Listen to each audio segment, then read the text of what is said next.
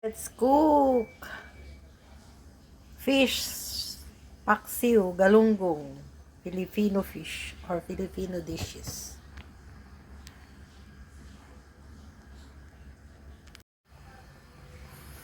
First, on the pan, I put olive oil.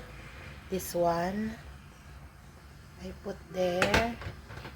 And then, I put the okra, baby finger.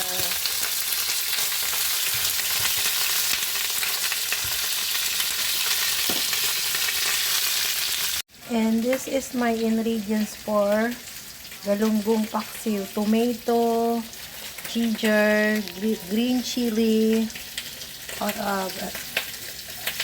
onion, black pepper, garlic powder, chili powder, magic sarap, and of course, the Nor sinigang with gabi. And now I put already the eggplant and the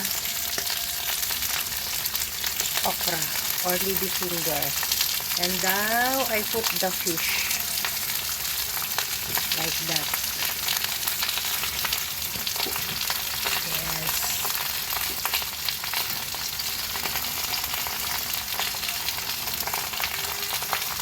The fish, I already put a little bit salt. Yan.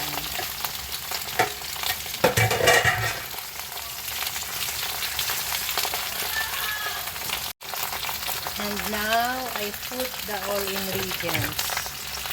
The tomato,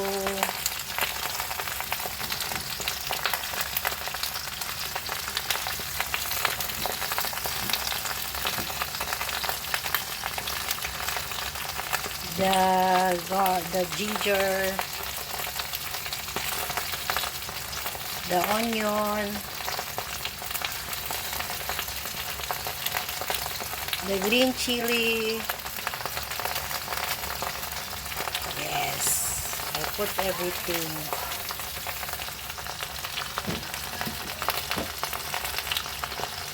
And then of course I put the magic sarap.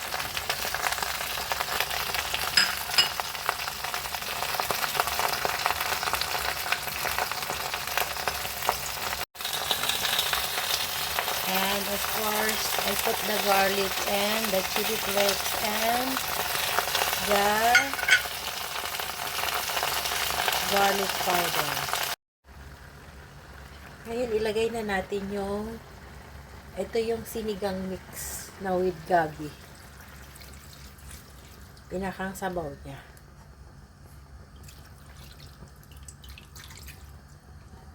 Yan. Tapos, i-cover lang muna natin.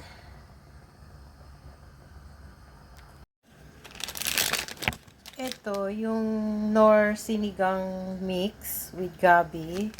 Inano ko siya, minimix ko sa water. Tapos, nilalagyan ko rin siya ng olive oil. Yung pinakang sabaw niya, pinakang sauce ng ating fish paksiw or galunggong. Yan. Tapos, ilagay na natin siya. Pakuluin lang natin ang pakuluin. Yan. Ooh. Cover natin siya.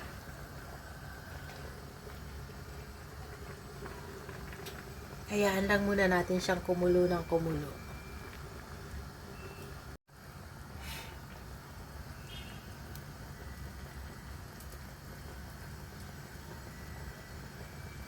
Galunggong paksiw with okra and the eggplant.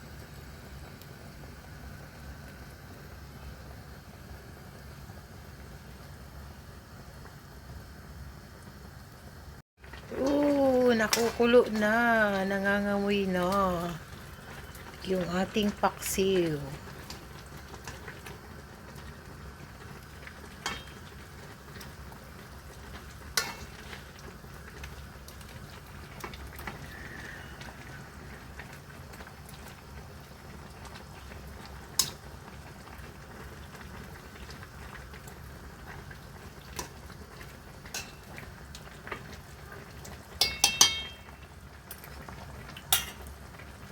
matabang. Lagyan natin ng kaunting asin.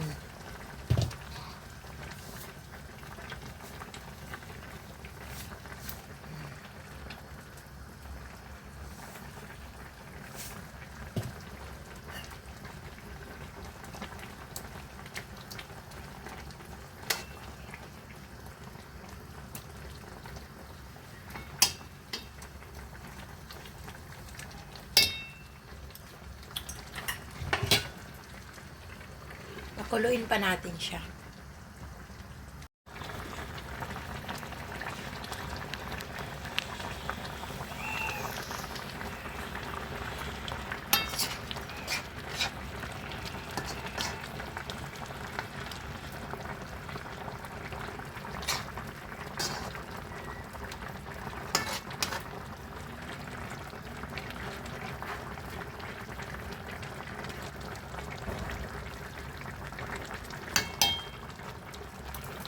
Almost done ang ating fish paksiw galunggong.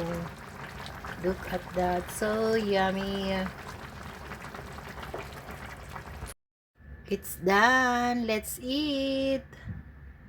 Galunggong paksiw Filipino dishes.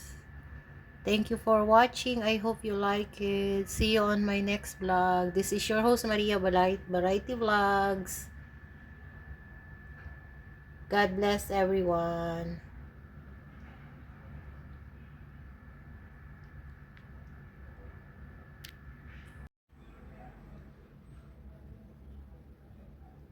So yummy.